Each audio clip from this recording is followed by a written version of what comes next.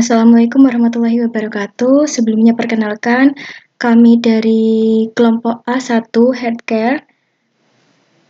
Kelompok kami mengangkat kasus mengenai cardiovascular disease. Di sini kami mengambil dataset dari Kaggle. Untuk yang pertama, kami import semua library terlebih dahulu. Di sini ada Pandas, NumPy, ada Matplotlib, dan lain-lain. Dan yang paling penting ada scikit-learn juga. Yang pertama kita loading data terlebih dahulu. Yang selanjutnya eksplorasi data. Untuk mengetahui informasi dari data tersebut, bisa berupa missing value-nya, tipe data, data duplikat, dan sebagainya. Untuk hasilnya sendiri di sini, untuk dataset infonya terdapat 70.000 data.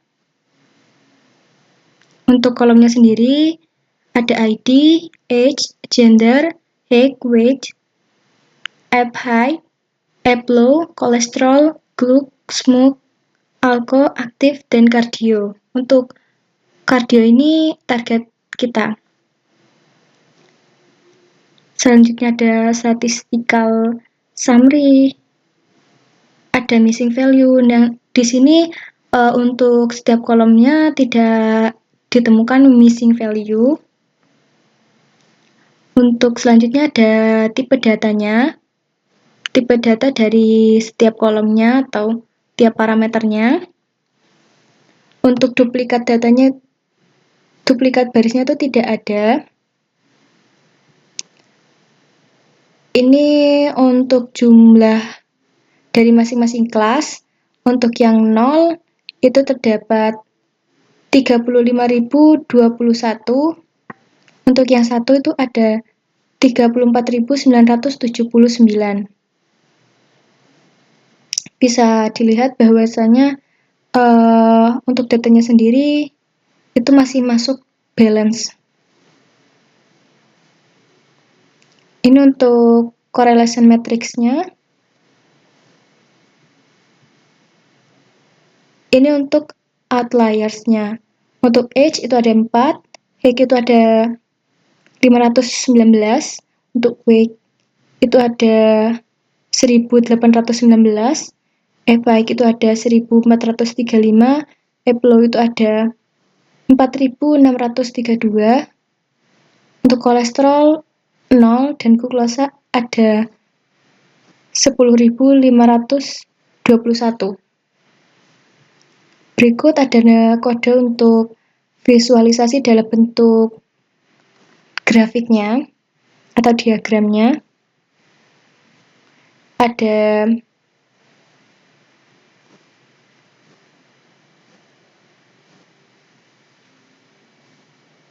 grafik untuk targetnya, age,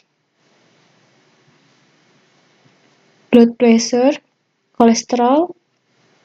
Ini untuk melihat outliers-nya. Di sini age. Ini untuk height. Ini untuk weight. Yang tadi sudah dilihat bahwasanya outlier-nya lumayan banyak. Dan seterusnya.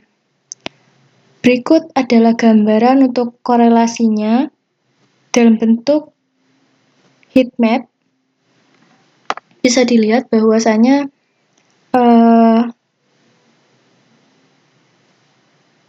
hasilnya menunjukkan untuk beberapa fitur itu kebanyakan kurang berpengaruh ke arah tidak berpengaruh terhadap target. Yang selanjutnya untuk data cleaning dan processing, karena tadi terdapat banyak sekali outliers, jadi harus di cleaning terlebih dahulu untuk menghasilkan data yang lebih akurat. Berikut adalah hasilnya. Menghapus sebanyak 1015 row atau baris. Berikut adalah penampakan setelah di cleaning.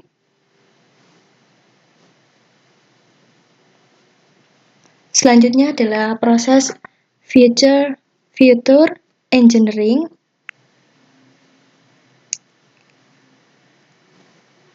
Ini untuk pengelolaan fiturnya.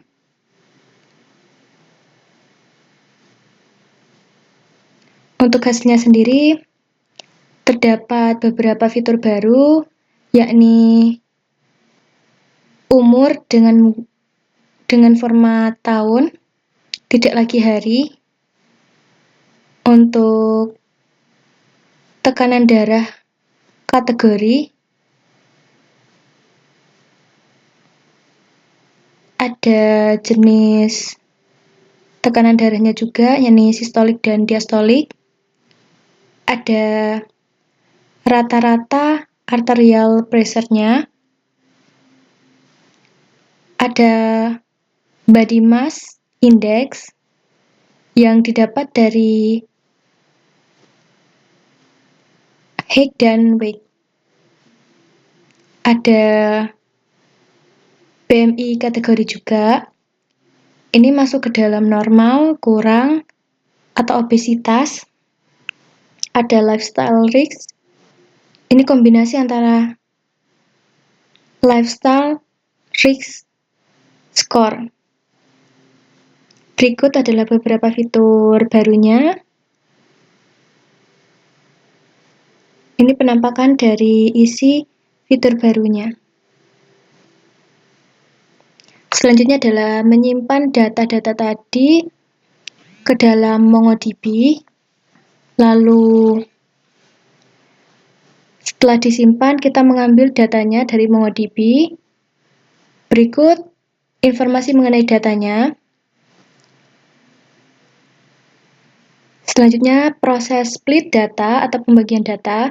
Di sini kami membagi data menjadi 3, yakni trend, validasi, dan tes. Untuk yang pertama, kita menentukan terlebih dahulu. Untuk X-nya, yakni independennya adalah semua parameter kecuali kardio.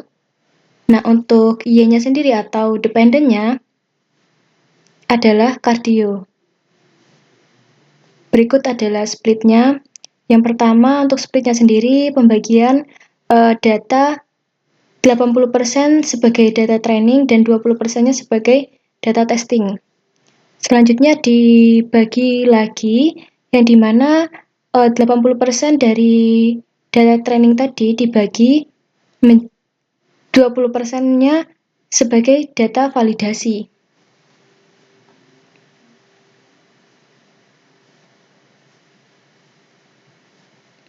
Berikut untuk outputnya sendiri. Ini ada urutan kolom di extract final.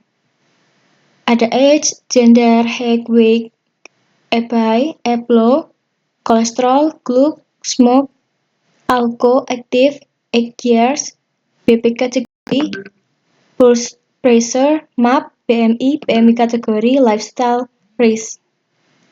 Nah,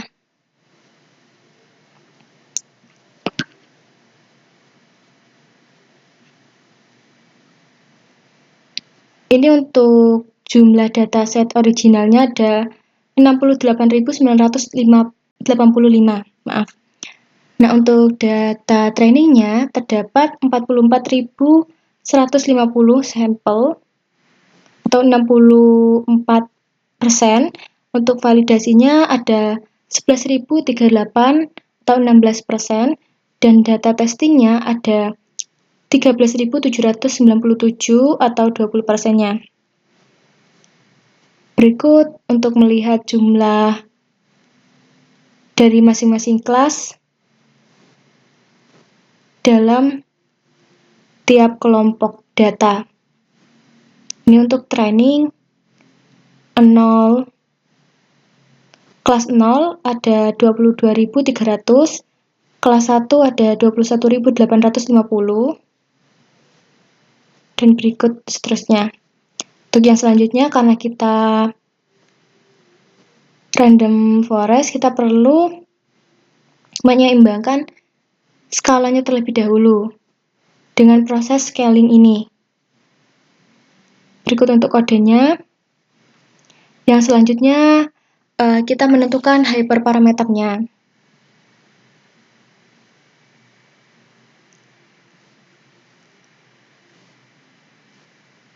Untuk base parameternya ada kriterion, Gini, max depth, dan n estimator. Didapatkan base CV score-nya 73%.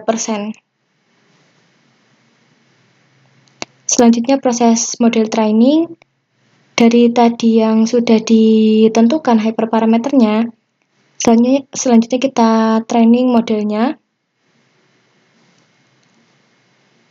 Ini untuk modelnya sendiri. Setelah proses training, selanjutnya adalah proses evaluasi. Untuk evaluasi sendiri,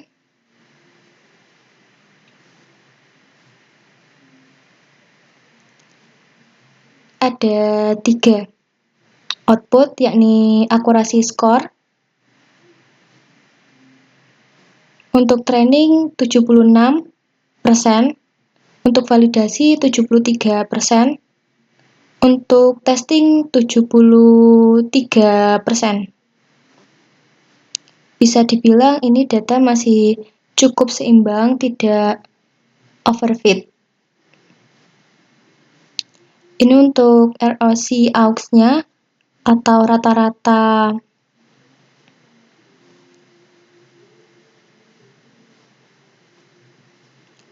yang selanjutnya untuk confusion metric-nya.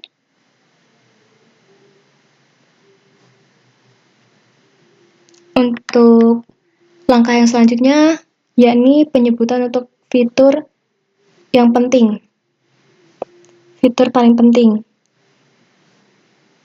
Yang pertama di sini ada epoch atau systolic, ada map, ada BP kategori, age, ada diastolic, ada usia dalam tahun, kolesterol, pulse pressure, BMI, weight, height, group, active, BMI kategori, lifestyle risk. Berikut dalam bentuk diagram. Selanjutnya adalah visualisasinya. Ini untuk outputnya sendiri dalam diagram confusion matrix, dalam erosi curve, model akurasi across different set, dan distribution of predict probabilities. Yang selanjutnya, summary report. Di sini untuk kesimpulan dari keseluruhannya, bisa dilihat bahwa datasetnya totalnya ada 68.985 setelah di cleaning. Untuk data splitnya 44.150 data training, 11.038 data validasi, 13.797 data testing. Untuk base hyperparameternya, yang pertama ada number of trees, mark depth, dan feature use. Untuk performa matriksnya ada training akurasi 76%, validasi akurasi ada 73%, ada tes akurasi 73%, dan ROC aux ada 80%, maaf. Nah, untuk 3 fitur terpentingnya ada epoch, ada map, dan BP kategori. Untuk langkah yang terakhir yakni menyimpan model. Mungkin itu saja langkah-langkah yang bisa kami jelaskan mengenai pelatihan model sendiri. Untuk algoritma yang kami gunakan yakni random forest seperti yang tadi sudah dipaparkan pada proses model training. Untuk kurang lebihnya kami memohon maaf. Wassalamualaikum warahmatullahi wabarakatuh.